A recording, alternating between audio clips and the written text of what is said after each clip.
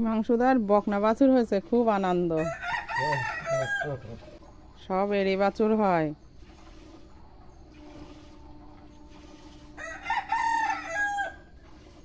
একটা গরুর 12টা না 14টা বাছুর হয়েছে, সব এড়ি বাছুর হয়েছে।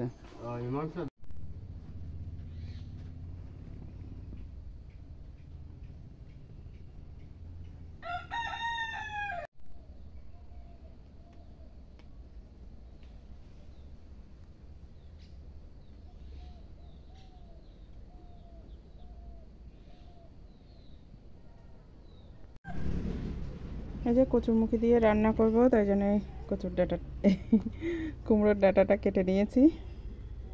কত মোটা মোটা ডাঁটা।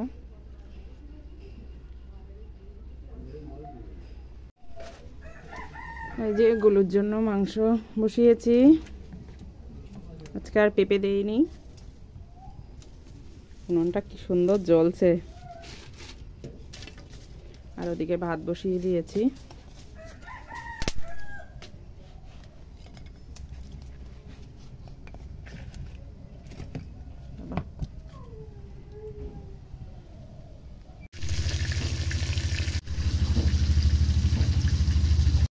এই যে বাড়িতে কোস্তা বানাবো, তার জন্যে খেজুরের পাতা কেটে নিয়ে এসেছিলাম আগের দিন মাঠের থেকে, আপনাদের সঙ্গে শেয়ার করা হয়নি। আর রৌদ্রে দিয়ে রেখেছিলাম, আর এই দেখেন কেমন শুকিয়ে গেছে।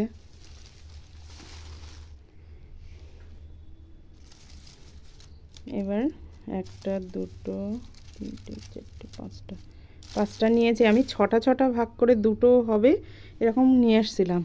গুলু ছাদে উঠে দাঁত দিয়ে কামড়ে সে 2টো নষ্ট করে দিয়েছে। আর এই যে পাতাগুলো, এইগুলো একটু বেঁধে নিয়ে তারপর এরকম করে করে চিকিয়ে চিকিয়ে নেবো। একদম কুচিয়ে নিলে একদম কোস্তা হয়ে যাবে।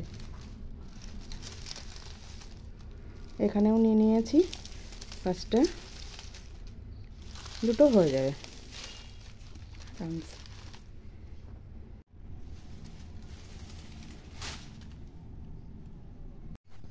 এই যে একটা বানিয়েছি, এই যে কাপড়ের পাট দিয়ে বেঁধেছি। এই সাদা সুতো দিয়ে বাঁধলে ভালো হতো।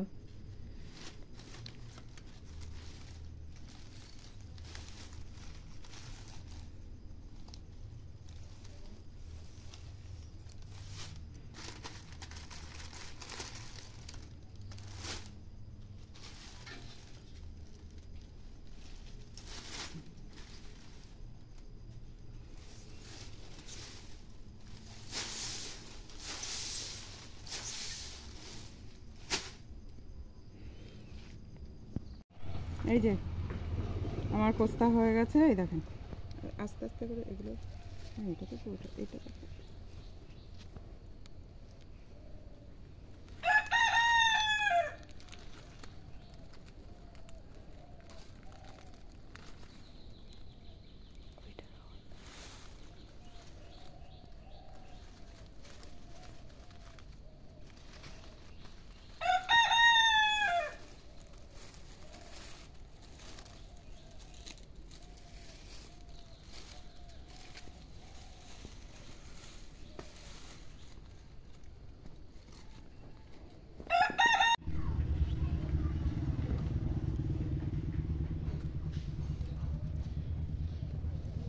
বিশাল কচু শাক। তো আপনি নেবেন না? আরে বাবা, তাই একবারে তুলে নিয়ে বাড়ির জন্য নিয়ে যাবেন? তো একেবারে তুলে নিয়ে রেখে দেবেন কোনে। এ দিদি খায় তো ভালো।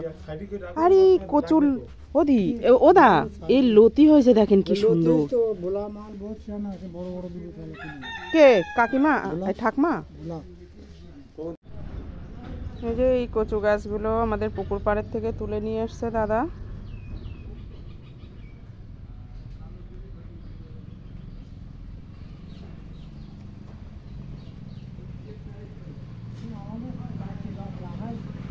কচু গাছ, হ্যাঁ।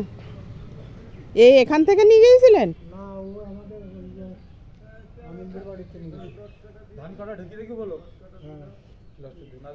আমার এই গরুর এই নালা দিয়ে লাগিয়ে রাখলে হয়, ওই ওই জায়গাটাই ছিল তো কতটা।